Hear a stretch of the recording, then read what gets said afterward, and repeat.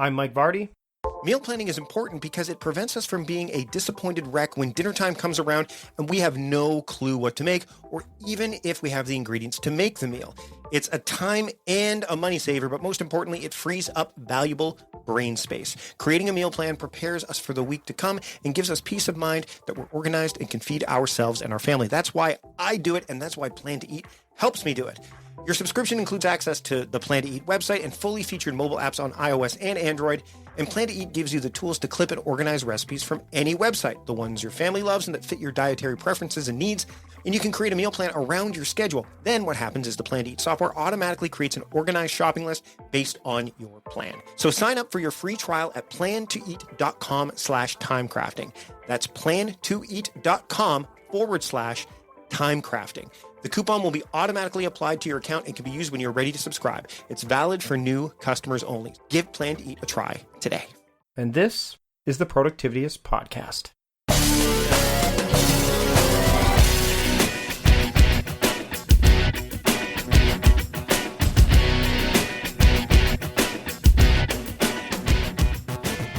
You know, there's been a constant theme here lately on the Productivityist podcast. Well, not really constant, but in recent weeks, we've had Dmitry Leonov from Sanebox on talking about email, and it's the time of year where a lot of people are thinking about better email habits. And today I have Andy Mitchell of ActiveInbox on the show. So, I mean, there are real parallels to what I've been talking about, you know, not just on the podcast, but also, you know, on Facebook and Twitter and social media and all that stuff. Oh, by the way, I'm Mike Vardy, the host of this podcast and founder of Productivityist, and you are listening to the Productivityist podcast. This is the public edition, which means you're not going to hear the entire interview that we do. I'll share with you how to do that at the tail end of the show. But Andy and I had a great conversation. I'm really, really happy with the way that it turned out. We talked about, again, just communication in general, and productivity, and how email can be used as a means of a dashboard, if you will, how it can be used as a means of managing your tasks. Again, I'm not totally sold on that, but Andy does make some compelling arguments, and I'll just let you listen to them here on the show right now. Andy Mitchell, myself, having a conversation about email here on the and more here on the Productivityist podcast. Enjoy. I'd like to welcome Andy Mitchell, founder of ActiveInbox, to the Productivityist podcast. Andy, thanks for joining me today. Thanks, Mike.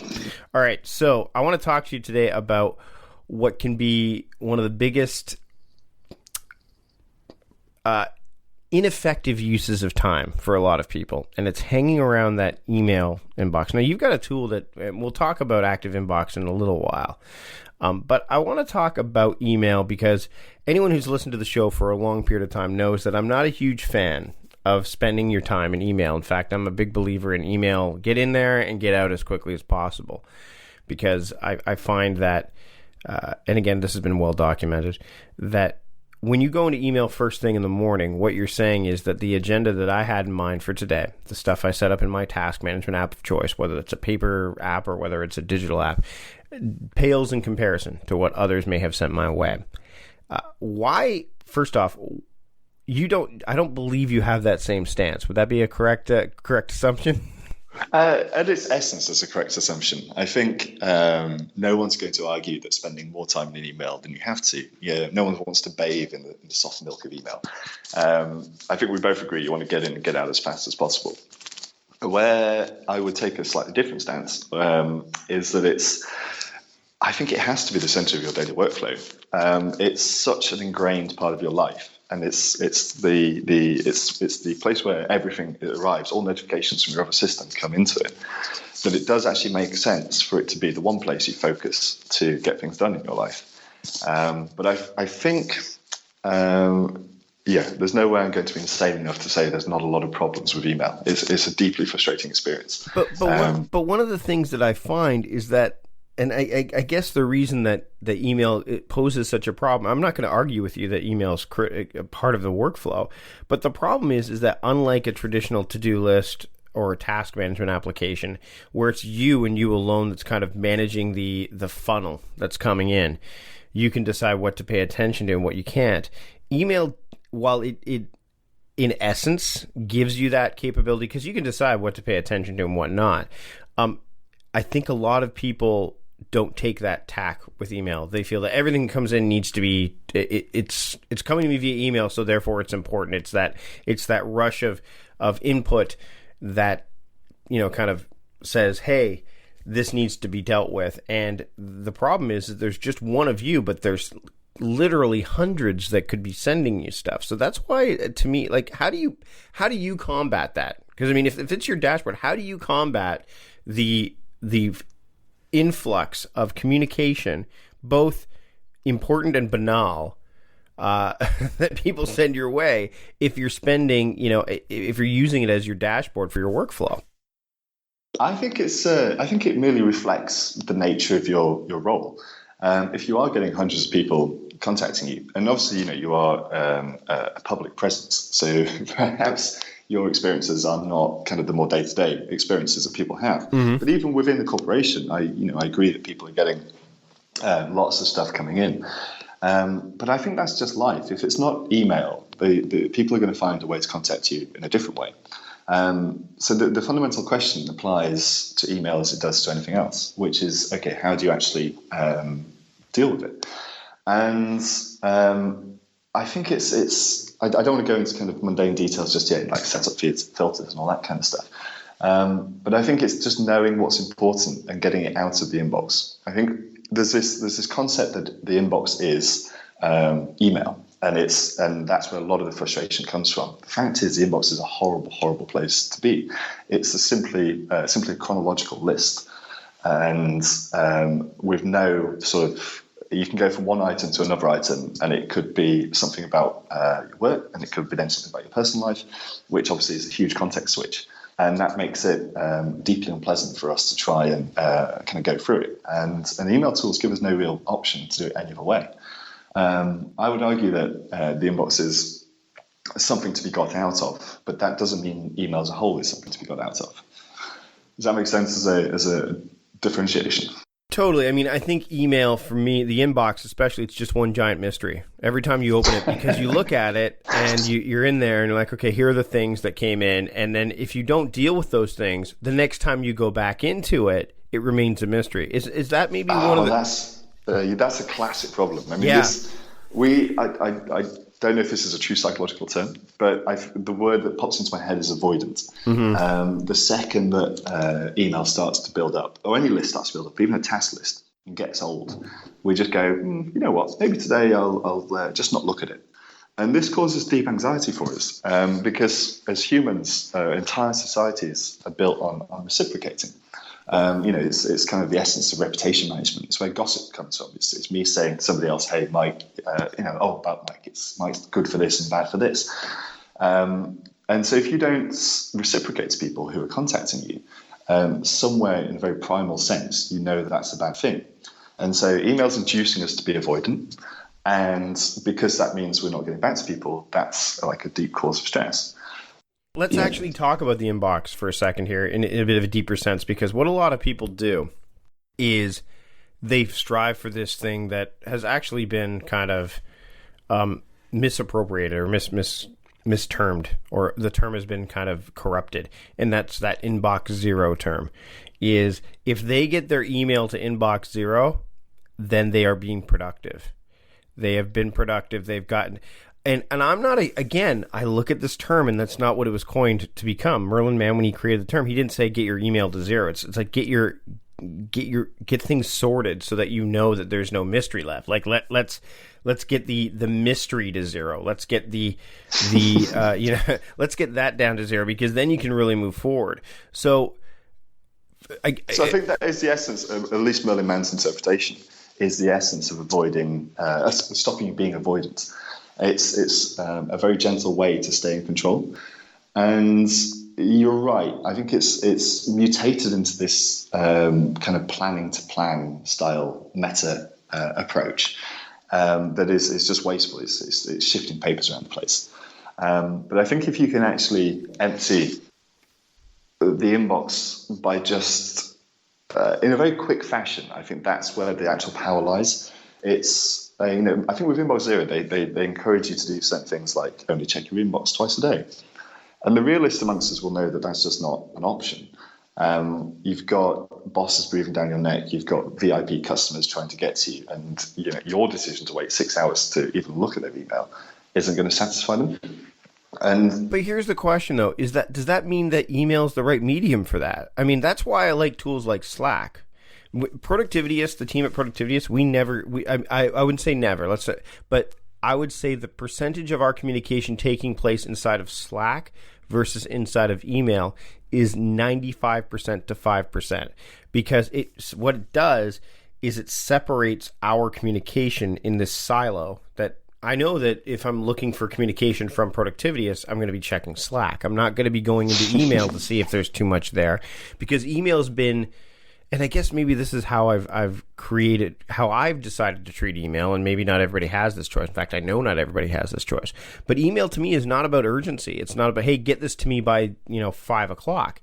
It's about, hey, here's some important information that you may want to have related to either just information or related to a task that I want you to complete. Whereas something like a text message or instant message is more like, hey, are you busy right now? I need this thing. And I think that's another way that we use email inappropriately. So I think this is something that actually gets recommended a lot. And people say, oh, I don't need to worry about email, because if someone really needs me, they'll call me. Or as in the sort of modern world, that would be they'll use Slack to get hold of me. But the problem is it's only it's more avoiding email than it is the benefit of using Slack, I think. It's our internal sort of mind saying email is actually really clunky, or it's badly designed and it's causing me all this stress. Therefore, I'll just avoid it and I'll just use Slack instead for the really important stuff.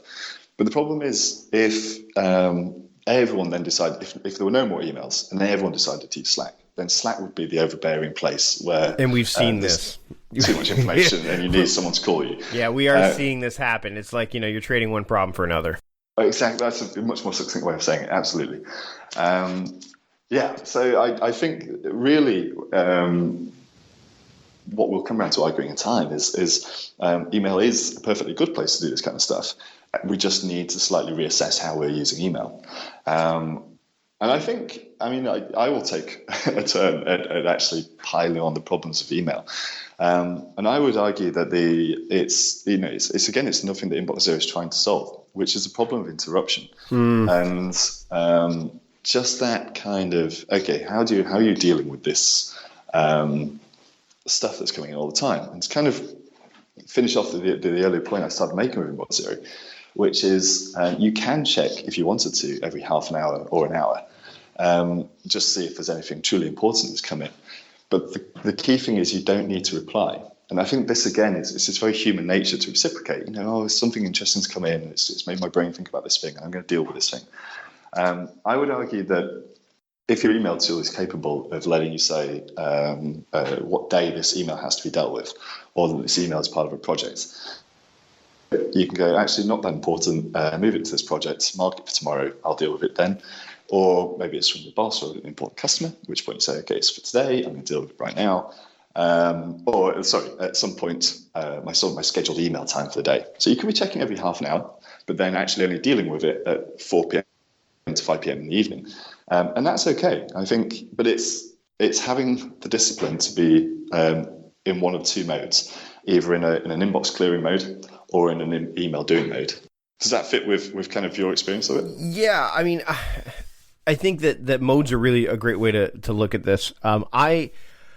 When I look at email, and the way I treat it is, again, I recognize its importance, and you mentioned mindset, and I think that's the key. I've never really, I think the problem is that, and maybe this is, again, the way I treat it, is that email has become the problem when it's not the platform, it's the purveyors of the platform, it's the people who are using it. Because you can, and I've done this with coaching and all, as getting people out of, to even understand, whether, it doesn't matter what tool you're using either, is just to understand that, listen, email's where you live, fine. Okay, if I'm going to acquiesce and say that's what, if I can't get past that point, which I would say probably about 40% of the people I can't get past that point, then I say, all right, let's get to a goal of even if we don't get to a goal of like getting that inbox, that mystery down to nothing, what if we get the mystery of everything prior to today down to nothing? And I've talked about this before on one of my bonus episodes of the podcast where I talk about inbox today. Like, what if you took everything up until today and made a decision on it? What if you said, okay, because you and I both know that if we've looked at inboxes, and we would see, wow, there's somebody that's left an email in there from 3 months ago because there's something there that they want to remember. But the problem is, and we talked about this, is that when you open up the inbox, you are going in there with the admission of, I don't remember what's here, or I don't know what's here. So why are you leaving that there to remember it? It's no longer... You haven't categorized it. And I often use the term of, when I worked at Costco, you would have the receiving department and everything would come in through that one department. Produce, furniture, frozen goods, everything. Nothing stayed there, because if it stayed there, you'd never find anything. Things would go bad, So the receiving department was... You spent a lot of time in there because it was the function of, it was the function of the whole organization. If no one was working in receiving, things would remain in the receiving dock. And I remember I'd go back there and you'd tell if they had an understaffed day, because the whole receiving dock floor would be full of product. So they wouldn't be able to get everything either received or, and again, you'd also know is if you didn't have enough forklift drivers for that day or whatever, that stuff would be there. So no one could buy anything back there. You didn't see customers going to the receiving dock going, I wonder what's in that giant pallet of stuff that I can't tell. So the problem is that a lot of people, they use it as, you'd never do this, by the way, with your physical mailbox. You'd never say, hey, here's where my stuff lives. It's going to stay here until I'm ready, because your postman would stop delivering mail to you. And if you did this at the office and it was your in basket at the office and people go, why do you have 3,000 sheets of paper here? Oh, well, just in case I need them later. No one would ever do that. But we do. Why do we do this with email? Why is it so hard? And I want to talk about ActiveInbox because I do think it makes it easier for sure. But why is it so... why is it so challenging for people to wrap their head around this in the digital sense, whereas in the analog sense, it would seem absolutely ridiculous. The notion of it, of just having 1,000 sheets of paper in an in-basket on your desk, people go, I would never do that. But they do that with email all the time. I think it's the inherent cognitive load of software. Yeah. We're not good, or the metaphors aren't strong enough for us to grasp that it is this very high volume thing. And it hides from us, so therefore it doesn't seem as apparent. That is the real problem, isn't it? And I think we, if we're actually agreeing on this point, which I think we are, then we're almost renegades in the current modern world of email clients. Everything has turned to snoozing now. This idea that you say, okay, bring this back in 2 days' time. An inbox by Google, the product name Inbox. Well, that's the problem, right? They've called the whole product Inbox, and they've basically taken the attitude, okay, everybody lives in their inbox. This is a reality, and we'll just make that as that reality, even though it might be a subpar reality, but we will make it as elegant as humanly possible. And I think they've, within the remit of what they're trying to do, they've succeeded. It's a very elegant way to live out of your inbox. But the problem remains, which is it's a chaotic place to live. It's just this chronological list.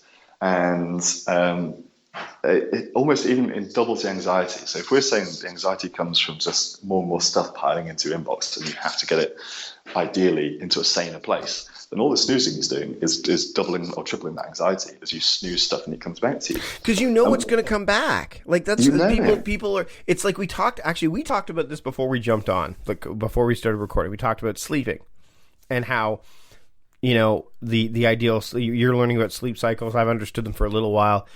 And hitting that snooze button, it creates a temporary restful situation. But what it also does is a couple of things. Number one is it definitely screws up sleep cycling. Number two is you set that alarm for a reason. You wanted to be up at X time or by X time. So what you'll do is if you snooze it, then all of a sudden anything that you laid out, that 20 minutes, let's say that you snooze, or whatever, or if you hit the snooze button about a whole bunch of times, whatever that time frame is, you've lost that on the other side of being out of bed. So that means anything that your older, wiser version of yourself, the one that isn't, waking up first thing in the morning and has basically got a clean slate for their day, said, hey, you want to be up a half hour earlier because, there is you want to do some extra reading, or you want to get a workout in, or whatever. This compounds, and then what you do is, and not everybody does this, but what'll happen is, if this happens consistently, you treat the symptoms rather than the problem. Well, you know what? Instead of, what I'm going to do is I'm going to hit the snooze button 4 times. I give myself permission to hit the snooze button 4 times. And so I will start my alarm earlier. So if I want to be up at 7:30, I will have my alarm go off at 7, hit the snooze button 4 times, and then that way I'll be out of bed by 7:30. So you start to, it's like setting your clock ahead so that you make sure you're never late. Again, I think what we're getting at here is it's something that's just happening to us. It's not necessarily the environment. I was going to say it's not necessarily the environment's. It's the environment that's created it, but it's not. It shouldn't have. It's like with trying to use Slack for VIP bosses rather than email. Email should be able to do this. It shouldn't. There's no fundamental reason why email shouldn't be able to support you. But you're right. We're being encouraged for whatever reason by clunky email clients to do this kind of thing. And you use the word compounding, and we actually did with ActiveInbox try to do a snoozing feature about 2 or 3 years ago. We never got past beta with it. And the reason is we saw that everyone was snoozing things, and then they come back to the inbox, and immediately everyone would snooze stuff again. And you create this incredible tidal wave ahead of yourself of stuff that you keep throwing into the future.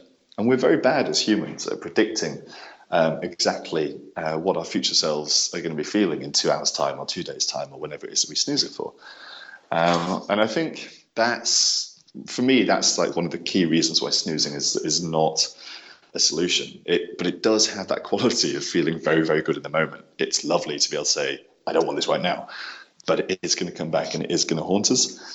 But I think just take one step back as to why inbox, the inbox as a whole is a place that we've seen to try and use. You said about leaving the thing in the inbox 3 months ago because you want to remember it. And why Google's decided to center on inbox is the complexity of software and the complexity of having multiple places to go to. If we can agree that email is never going to be pleasant, it's not a game, it's not an episode of Seinfeld, it's a chore. And so is a task manager. We don't like task managers. They're just telling us to do things. And so the more sort of fragmentation we have, the more different places that we have to go and look, then the less likely we are to actually go look in the first place. And so stuff just gets forgotten. And, when I've talked to customers in the past, again, the thing that they keep saying is, oh, yeah, no, I tried this great new task manager. It was wonderful. But then it built it with a load of stuff. And I just thought it'd be easier just to ditch it and move on to a different system. And so they find the next new great shiny task manager and they move wholesale over to it. And this is just kind of screaming the reason that it was allowed to build up with stuff in the first place is because they could avoid it. It was hidden somewhere in their systems. They didn't have to open the app. And for me, this is actually, I'm jumping ahead slightly. Sure. But this is kind of one of the key reasons why I think email can be the center of the daily workflow and actually rationally should be. Because not only because of the notifications from all your different systems does it have everything coming into the inbox, it's also where we're already spending 80% of our day. We all have our email clients open, for better or worse. We're habituated to it. And so it's really hard to avoid it. You can let stuff build up, but you can't just ditch it and run away from it. At some point, you're going to have to face the reality that there's all this stuff here. And so the best thing you can do in that situation, I think, is to go, actually, okay, this is kind of convenient. I'm not fragmenting my life into lots of different spaces. Everything's in one place. That's nice and relaxing. But what I can do is try and actually find ways to make that email client more palatable. And that's kind of the center point, I think, of my argument is we shouldn't be fragmenting tools. We should just be making email better. You know, when I was talking to Gentry Underwood of Mailbox, back when he was doing Orchestra, and we talked to him on the old Mike's on Mike show with Schechter. I'll see if I can find that and put that in the show notes, because it was very interesting when Mailbox came along, like how that kind of worked out. But one of the things that he said in that interview was that he was trying to build a task app with Orchestra, and he was getting emails from his wife, and he finally just gave up. He finally said, people are not, and that's when Mailbox was born. It was like, that's when the snoozing, that's when the assigning of which, I mean, again, it's not new. ActiveInbox has been around longer than Mailbox. I know that, right? So, but I find it, I think, and this is where I'm not going to necessarily disagree with you, but I think the problem for me is that what a lot of people do is that if you look at each of those, I think that fragmenting is fine if it's done mindfully, if it's done with because there are certain things that email does not really allow you to do focused work for a lot of people, because a lot of people don't have the discipline to ignore the pinging of the new thing that lands in their inbox.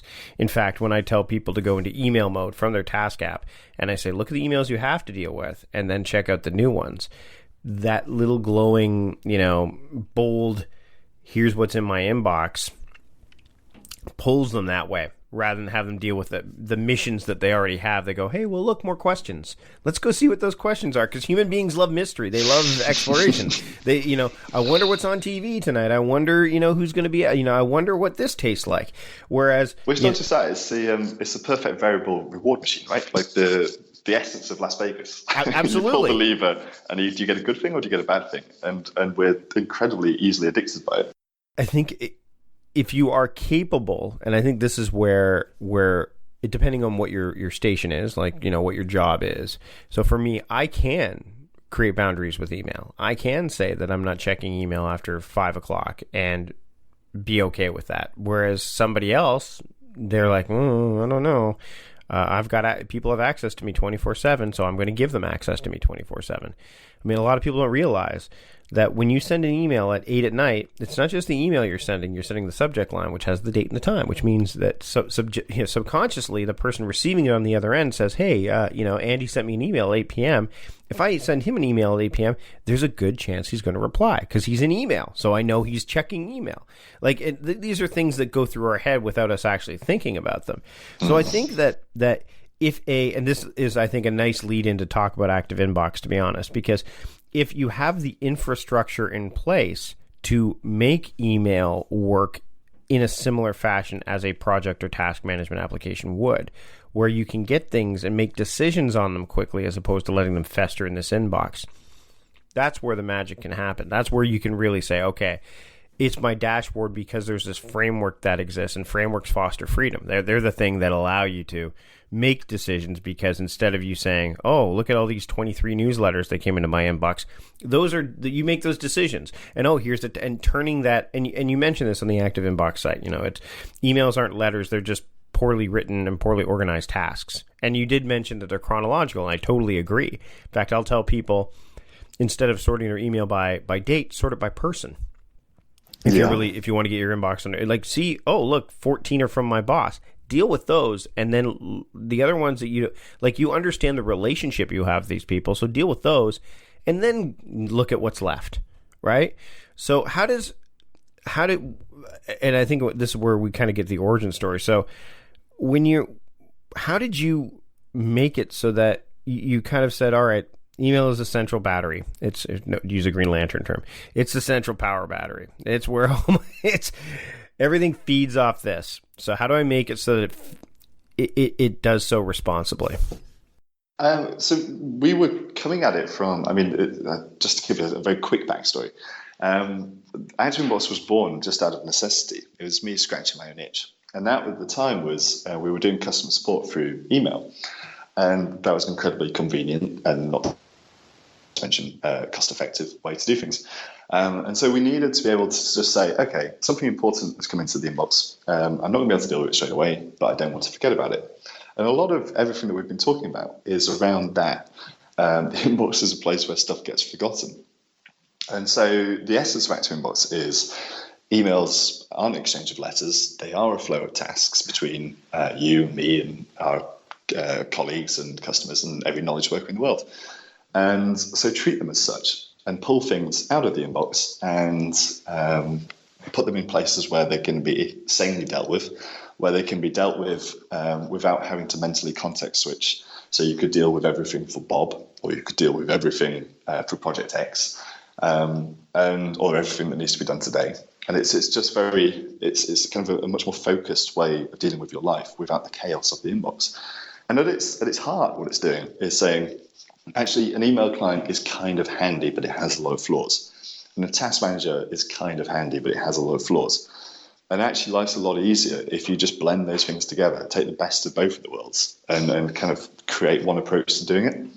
And yeah, I'm kind of conscious of not giving too much of a sales pitch for ActiveInbox. Sure, yeah. No, and I think the essence of what my creative work is doing that. But what I was going to say is there's a few things that you hit upon. And one of those was that if you have to have your email client open, it does the bings and it does the red dot saying, pay attention to me, you have new items. And of course, then you get sucked into that Alice in Wonderland style rabbit warren that takes you in all different places. Mm-hmm. And I think that's, again, it comes down, it's not an inherent problem of email. It comes down to your email client being incredibly needy.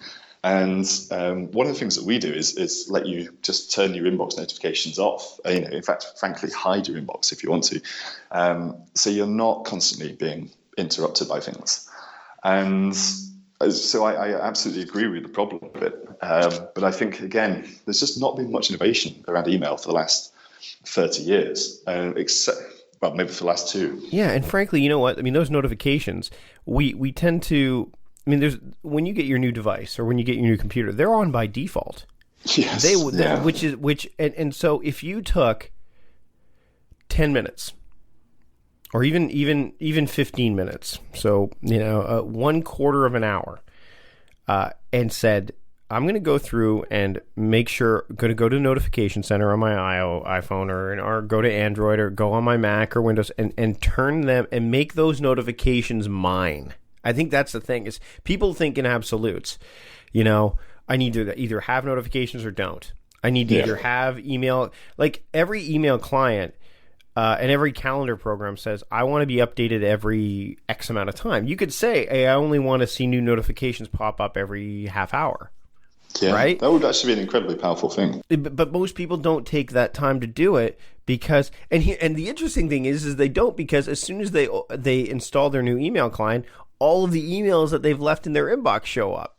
And they're like, okay, you got to deal with those. And then they don't get to the root of the problem. And really the root of the problem, as you and I both kind of put, is it's the people. It's the users. Because the users choose the client and the users choose how they deal with it. And I mean, the same, you talked about the task managers and how people use task managers and they move from task to task. You're right, absolutely. But they also do it with email clients. They can't escape email, but they'll say, like, I've seen people use tools like, Google's even what Gmail's done with Priority Inbox, and then they have Google Inbox, and then there's Mailbox, which we've already talked about. There's IQtel. There's different native mail clients like Mailplane and Mailpilot and Airmail. I'm just using the Mac ones as an example. There's Outlook. Because they're all mail clients. And people say, well, if I have a better mail client, maybe the email will be a better experience. It'll look prettier. It'll look nicer. I've reverted back to the Gmail web interface because of the extensibility it has. And I think this is one of the reasons why ActiveInbox and other tools where Gmail is so pliable. It's so, you can build frameworks in any of these. I mean, that's one of the nice things is you can build a structure that it says, okay, I want to only see anything that comes in that's this, it's a newsletter, I want it filtered and go to this folder if you want. I don't go that deep. I just, I look at an email and I say, oh, is this information? Is it a task or is it both? Oh, it's information. At that point, I move it to Evernote, but some people will actually create folders for that stuff. That's fine. Oh, is it a task? Oh, great. It's going to Todoist or it's going to Asana, one or the other. And again, the web, if you're using Chrome, you can create a task right from because every Gmail message has a URL, right? So basically I can click on that and it creates a task from that, which is great. And then I can get out of there once I'm done going through my email and saying, okay, I'm done here. Now let's move back to Todoist or Asana or wherever I'm working. And that'll be the end of it. You've removed that last step with what you're using. But the problem is it's the users. Email came along and we all started using it without having any kind of decorum for ourselves in place. We just said, oh, look, email. It's no one would. And while you say that email isn't meant to replace the letter, and it is really more of tasks associated with it, absolutely. But a lot of people treat it with immediacy, like everything's got to be immediate, and that's not always the case.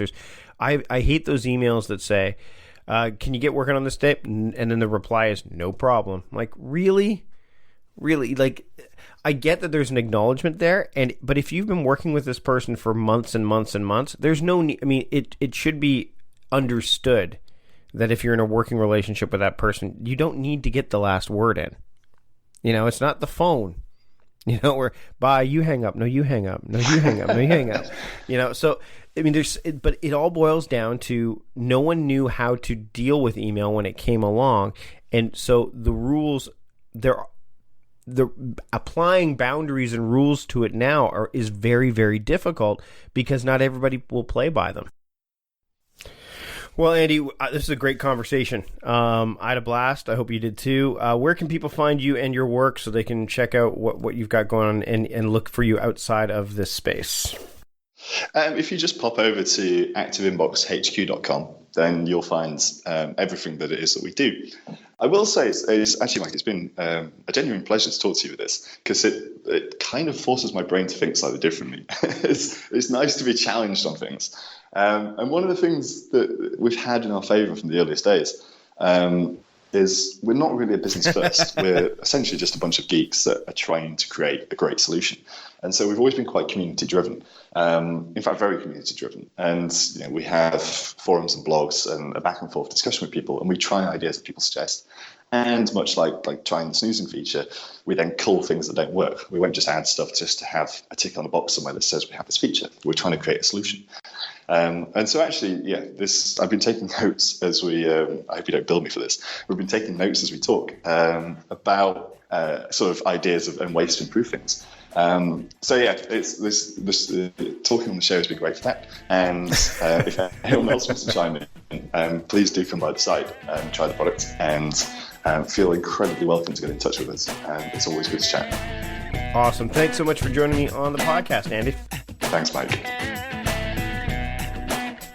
So there you have it. That is the conversation that we had. I promise you there will not be email discussions coming up, at least solely focused on email in the near future. I got a lot of this out of my system with these last couple of episodes with Dimitri and now with Andy.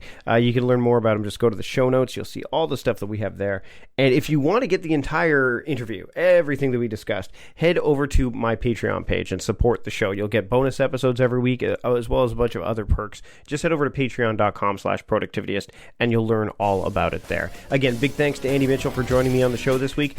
Big thanks to my podcast producer, John Polstra. Big thanks to all of you for listening. And until next time, I'm Mike Vardy, the founder of Productivityist and host of the Productivityist podcast, reminding you to stop guessing and start going.